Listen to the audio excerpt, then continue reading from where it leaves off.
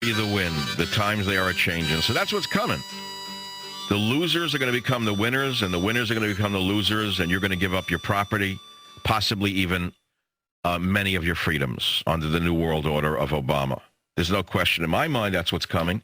It won't be overt, and it won't be overnight, but as sure as I'm standing here, that's what's coming.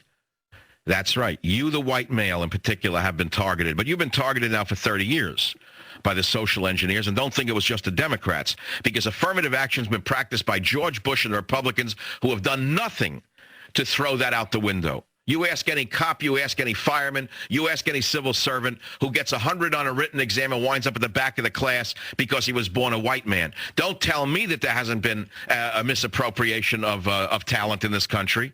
That's why the country's falling apart. You got dummies in every position you can imagine. Doesn't mean they're bad people, but they're not qualified for most of the jobs they've been given. And if you think I'm saying what I'm saying, you're right, I am saying it. And that's exactly why the country's falling apart and why the wheels fell off. Because the most qualified men in America who did so, who won those positions, who proved their intelligence, and who did it through hard work, were pushed aside by the liberal socialist empire that has been rebuilt in front of your own eyes. And the unqualified women and minorities who scored lower on them on civil service tests are to this day given the jobs that should have gone to the man who scored the highest. And that's why everything's falling apart in this country. And don't think I don't know it.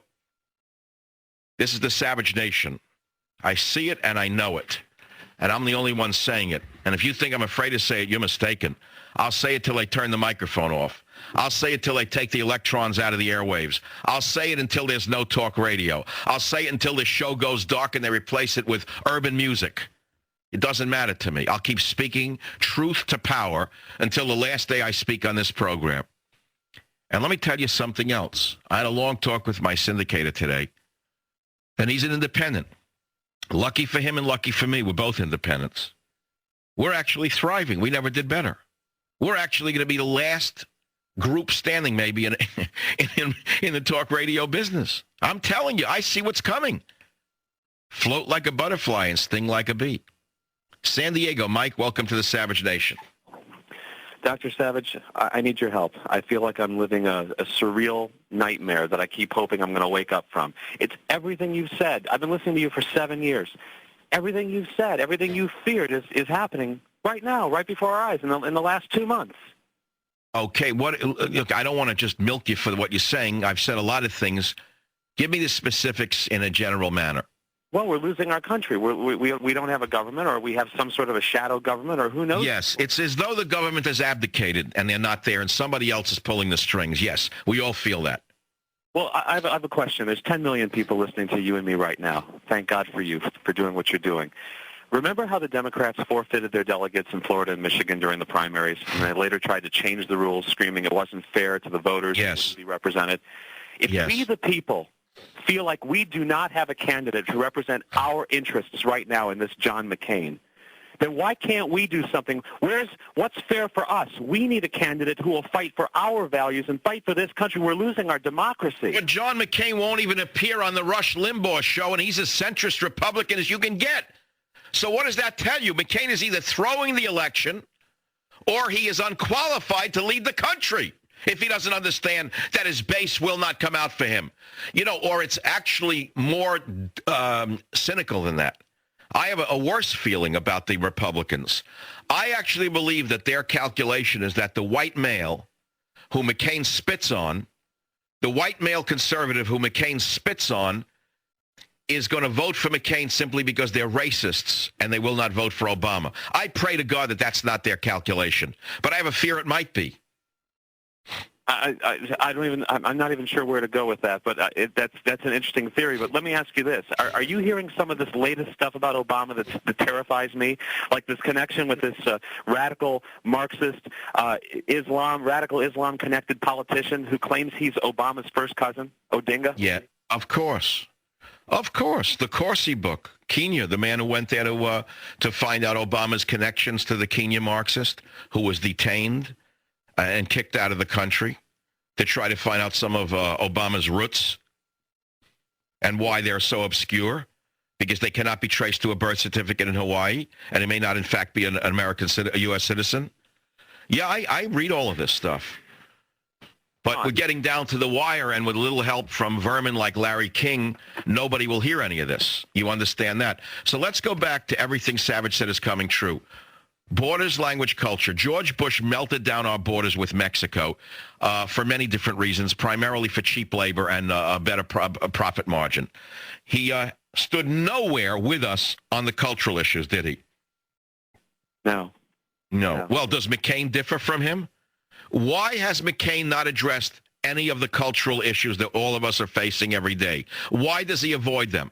Why does he permit himself to go to interviews and not discuss? Forget borders. We know where he stands. He's an open borders man. Okay? But we can swallow that for the moment and fight him later on that. Why does he not take our side on cultural issues that have been unleashed upon this country? Why is McCain absent on those? Why won't he attack Obama every time Obama blames Bush and the Republicans for this economic breakdown? Because I think that McCain is a punching bag. I think McCain is a fall guy. I think McCain was put up there as a tough old guy who can take an unlimited amount of punishment, and he was put up there simply to take a beating and lose. Can I ask you this last question? Can't we, 10 million people, 30 million people approximately listening to talk radio, can't we demand that with all the, we're hearing about voter fraud in Ohio, there's an investigation going on into the Democrats who caused this financial crisis. Can't we put a halt to the election and say we have to have more information on who caused it? No, we don't control anything. We have no power. We're peons. We are nothing. We're peons. We have no power. We do not have a representative government. Remember that. The parliamentary system of the type you see in England, for example, would have a conservative wing of a conservative party. Let's say there's 100 seats, to give you an idea. Let's say 100 seats. So let's say the conservative movement in America today, although diminished, is still active somewhere, meaning there's probably 20, 30 million real conservatives in the country. We might have 20, 30 seats out of 100. Do you understand it's an all-or-nothing system so that we have been pushed out of the way by George Bush and the Republican bankers so that only the bankers' interests are represented by the Republican Party? And therefore, any other interests, whether it be cultural, social, you name it, are of no meaning to them. The only interests they have are financial. Then you have the other side. There's a whole spectrum of left-wing parties that would have seats at the table in a parliamentary system, all the way from the splinter groups like the communists, all the way through to the conservative Democrats. We don't have a parliamentary system in this country. We have an all-or-nothing system where two gangs run the entire show, and the rest of us can just eat crow. Dr. Savage, do you have the...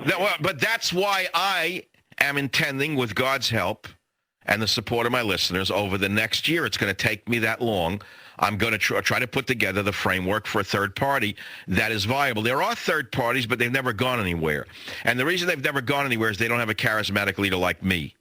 I am charismatic enough, and I have enough of an audience, I think, to do this. And I'm exploring the possibility of creating a third party. Mike, we can't do anything about this election. It's over. It's done.